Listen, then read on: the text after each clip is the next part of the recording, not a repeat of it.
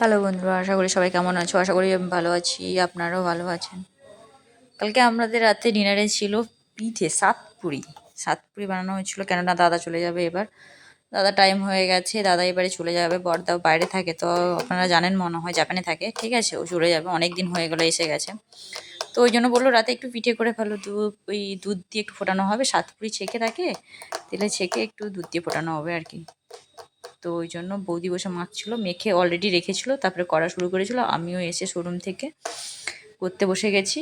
আর এখানে জিয়া ঘুরঘুর করছে, সে তার ক্রিম বিস্কুট খাবে, কোথায় এটা খাবে ওটা খাবে। আমি যে আসার সময় শোরুম থেকে আসার সময় চিপস নিয়ে এসেছিলাম, খেয়েছে, তবুও তার মন ভরেনি, আরও কি খাবে এদিক সেদিক করছে। ওইটুকু একটা পুচকি মেয়ে, একটা কিছু ভাত মুড়ি কিছুই খায় না, শুধু ওইগুলো খাবে। ওই যে তেলে পিঠে করা হয়ে গেছে, তেলে এবার দিয়ে দিয়েছি, ছাঁকছি ওকে, ঠিক আছে। ওই কটা ছাঁকাও হয়ে গেছে, আর একবার মতন হবে ছাঁকা দিলে। ছাঁকা তেলে ভালো করে ছেঁকে নিচ্ছি। ছেঁকে নেওয়ার পরে কমপ্লিট হয়ে যাবে, দুধ দিয়ে ফোটানো হয়ে গেছে। বাস লাস্টে বসে গেছি খেতে।